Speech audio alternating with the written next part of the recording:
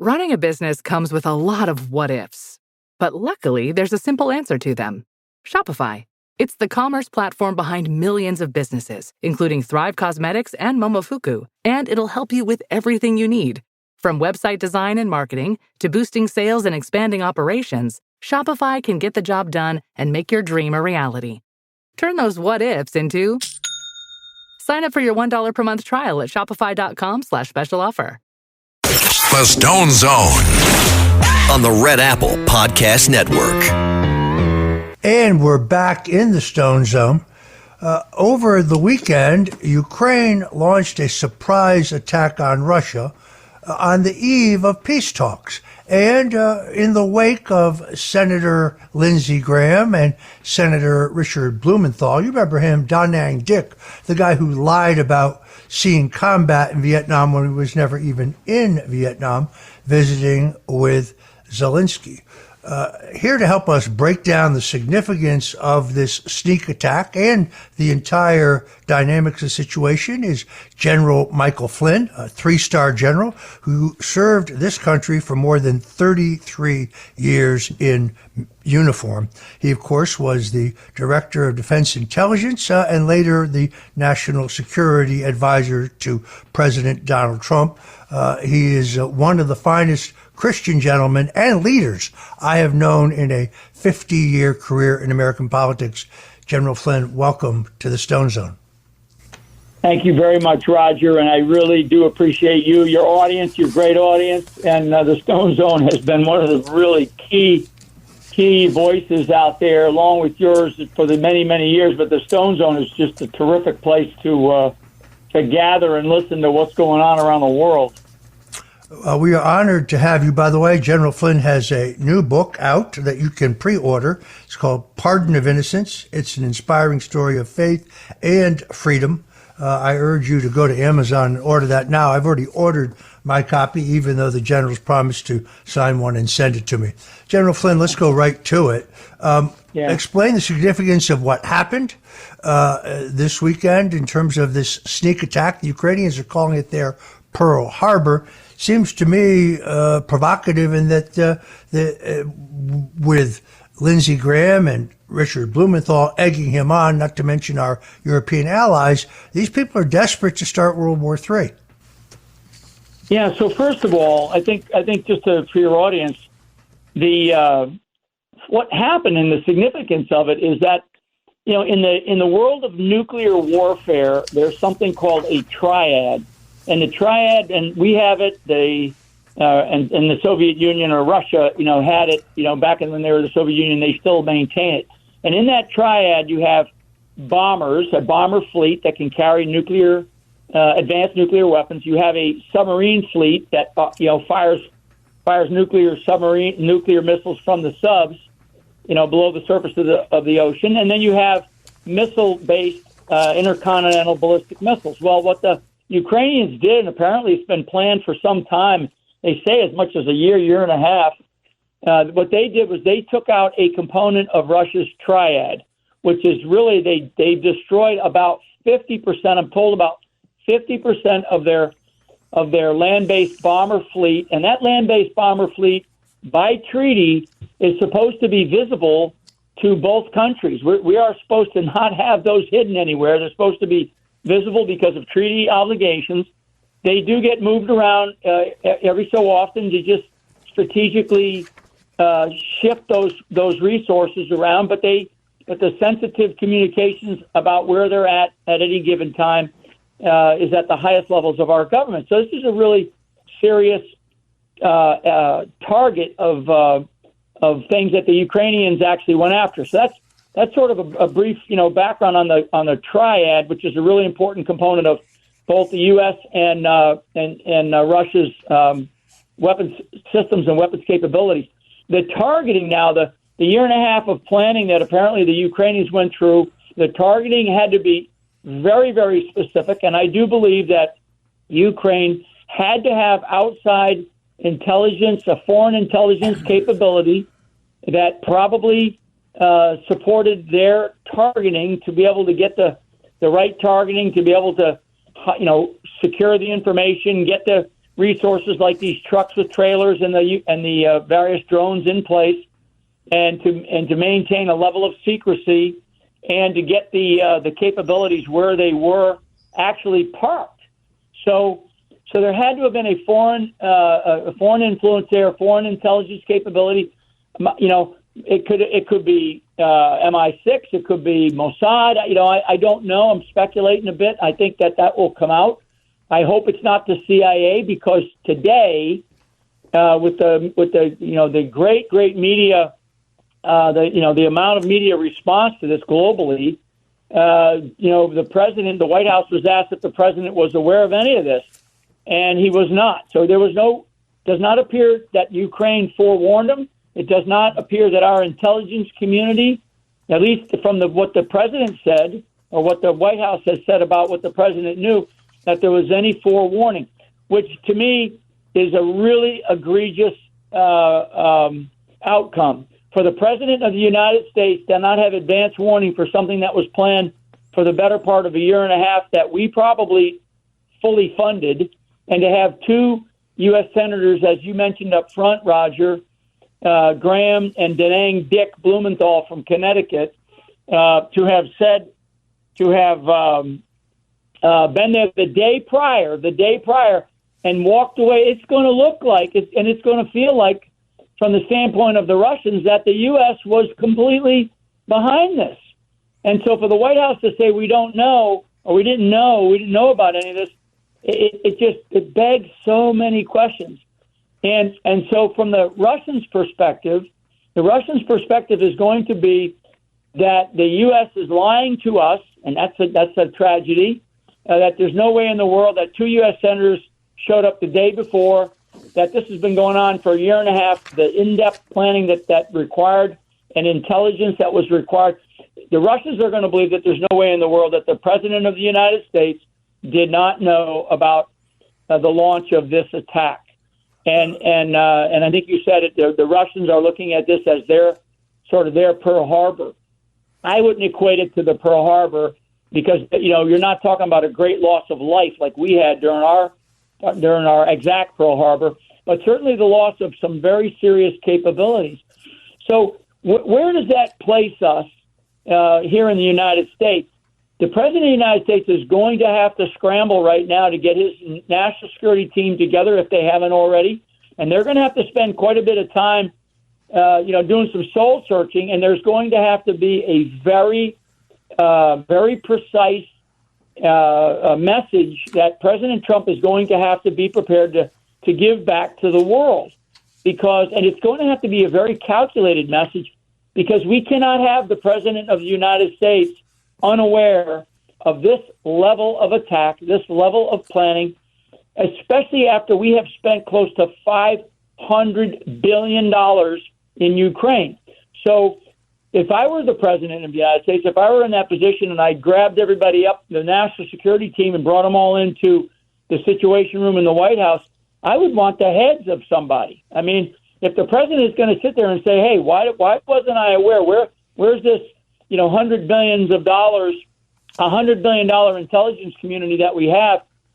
I'd be looking right at John Radcliffe over at the CIA. I think Tulsi Gabbard has been doing some great work, and I really applaud her. But I will tell you, Roger, that there is a undermining of Tulsi Gabbard that is going on inside of the United States intelligence community, and I know this for a fact, and that of people and components inside of the USIC, because it's a big organization, that are undermining her, and that is not a good thing. And if we find out, and I would, if I were in the Situation Room, I would either recommend to the president, or if I were the president, I would direct the Department of Justice, I'd direct personally the Attorney General to run an immediate investigation, and I would want to know in days, not months, not years, in days, what did we know? What did the intelligence community know? And I would ask very specific people and offices, and with some very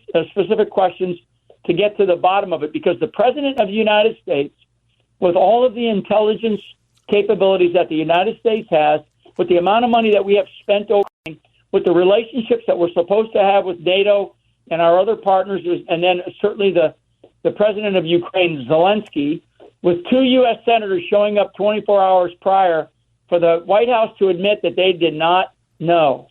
That to me is just I'm at a loss for words, and I'm not a guy to lose my words on something like this. It's so outrageous, and so President Trump is going to have to be very calculated. Now, what is the United States? What else should the United States and the president start to prepare for? We better make sure that our nuclear response capabilities are at least dusted off, and that communications system is examined. We better make sure that our forces over in Europe are ready, because we have not only military forces over there, but we have a whole bunch of families, to include my son and his family. So I have a very personal stake in this. I have a son that's stationed over in Europe. So I would just tell you that there's a bunch of things that need to happen, and they need to happen in a very short order. For those that weren't paying attention to the peace talks that happened in Turkey today, they lasted about 45 minutes. The readout from the Russians is actually much stronger than I would have thought, but I'm not surprised. Erdogan, who was supposed to, I believe, come to the United States, and I think I'm guessing a little bit on this, but I'm understanding that that's been canceled. Or he was supposed to make a big statement about that. That's been canceled. So there's a lot of geopolitical dynamics that are occurring right now. The United States, from my perspective, we've got some egg on our face, particularly with this recent visit by these 2 senators. Russia is going to respond in a very significant way. They have multiple scenarios that they could go ahead and apply. We're going to have to be ready for all of them. And certainly one of the things that Trump is going to have to think about and consider and talk to the European NATO counterparts as to whether or not do we even continue to stay in NATO. I mean, that's a question that has got to be put on the table. If we're finding out that NATO allies are pushing us towards World War III, which is exactly what is happening, and I want your audience to understand that there is a military-industrial complex in NATO and in Europe as well, and they're tied hand in glove with the military-industrial complex that sits around Washington, D.C. and the Beltway of, the Virginia, Maryland area. So they are working together, and it really feels like this is the start of a very, very serious world war. And I haven't even mentioned the word China yet, because the greatest, the biggest beneficiary of all of this mess that we're in is China, and China will benefit significantly if there is a war in Europe. So let me stop there, Roger, if you have any questions. If you're just tuning in, folks, we're talking to General Michael Flynn, served as National Security Advisor to President Donald Trump, a man who's served his country with distinction and honor for 33 years. He has a new book out, Pardon of Innocence, an inspiring story of faith and freedom. You can pre-order that at Amazon. I highly recommend it to you because I think it will track his great documentary film, Flynn, which if you haven't seen, I highly recommend it to you. What you say about Tulsi Gabbard, of course, is absolutely true. Only a week ago, former CIA Director John Brennan, the guy who orchestrated the Russian collusion hoax, in which they tried to destroy not only General Flynn, but myself, he said he was appalled that Tulsi Gabbard fired 100 people in the national security staff who were not loyal to Donald Trump or his foreign policies or vision. And earlier, she announced that she had actually referred some people to the Justice Department for leaking of classified documents. We don't have the advantage of those names. So I think she's doing a terrific job. But she's doing great. She's doing great. And and two of us, I want to bring these up too, because you're hitting on a really sensitive point here that we need to understand. The American people need to understand. This is the deep state. So Tulsi, about 2 months ago, also fired the director, a 4-star general, Air Force general of the National Security Agency, and the deputy director of the National Security Agency, a civilian, a female, and forgive me, I forget her name, but a Noble, I think. I'm sorry, I think her name was Noble. And these people were lying to her, and they were undermining her ability to properly advise the President of the United States. So Tulsi is doing everything that she can. I am concerned about the leadership over at the CIA, however, though. All right, if you're just tuning in, we're talking to General Michael Flynn. We're talking about the latest developments in the Ukraine-Russian dispute and this sneak attack by the Ukrainians using drones to destroy part of the Russians' nuclear capability when they destroyed their bombers. We'll be back with General Michael Flynn. Whatever you do, don't touch that dial. You're in the Stone Zone, and we'll be right back. The Stone Zone on the Red Apple Podcast Network. The Stone Zone on the Red Apple Podcast Network. And we're back in the Stone Zone. We're talking with General Michael Flynn, a 3-star retired general who was the National Security Advisor to President Donald Trump, a man who has persevered and survived the slings and arrows of the deep state, who are now trying to drive us into nuclear war. General Flynn, I thought it was amazing that about a week ago, you saw this in an interview. No one told the president about an assassination attempt on Vladimir Putin when they attacked his helicopter. The president seemed unaware of that. Inconceivable to me that his national security team would not have told him that. Now, as you point out, the White House admits that he was unaware of this Ukrainian sneak attack on the Russians on the eve of the peace talks, which they clearly were seeking to undermine. It appears that they have done that. As you point out, the talks happened today, and they lasted only a short 45 minutes. So, General Flynn, what do we need to be doing in this country to prepare? Okay, great. I appreciate you allowing me to jump into that part. On the domestic home front, first of all, I want, imagine any one of our big bomber bases having the exact same thing done to them, right? I mean, the Chinese are here in our country. We know of 300,000 illegal military-age men that came across during the Biden administration and this illegal invasion.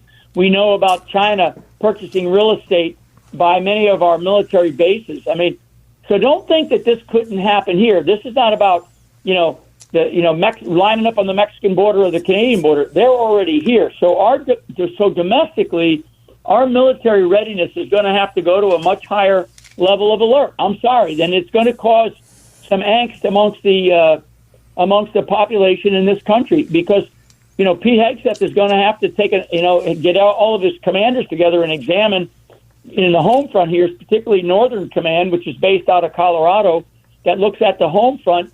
He's going to have to work very closely with Kristi Noem over at the Secretary of Homeland Security. Homeland Security is going to have a role here. So we have to make sure that we're not caught unprepared if the Russians decide to do something really extreme. We're sort of in a place right now where we have to plan all kinds of scenarios, all types of options, and we have to be ready. And this gets back to the fact that the President of the United States was not aware of what just happened over in Russia. And this isn't the first time that the president wasn't aware of something. This is a real lick on our intelligence community and frankly on our partners who we share a lot of intelligence with. I mean, just recently he was asked about the assassination attempt on Putin, and he said I wasn't aware of it. I mean, there's something broken in the system, and really the place to stick your finger on is at the CIA, because the CIA is responsible for that type of intelligence and should be up to the DNI. I know the DNI, Tulsi Gabbard, is doing all that she can to do some structural things within the whole of the structure of the intel community. These other agencies have to be providing and doing the intelligence work on a daily basis to provide that kind of intelligence and information to the President of the United States. But, world leaders are going to need to realize that the global implications to the operation that the Ukrainians just pulled off have significant consequences. And, Russia will respond. And I like to use the phrase action, reaction, counteraction. That's warfare. Those are the shifting tides of warfare. And I don't consider this, a bold action. This was a brash action by Zelensky. It is, to me, it is short term, and it's a short-term victory. They're going to feel good about it, within his inner circle.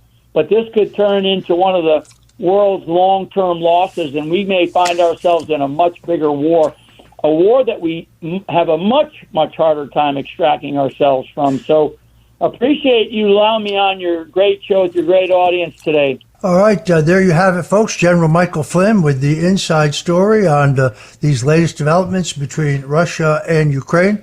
For those who listen to us here in the Stone Zone, until we meet again, God bless you and Godspeed.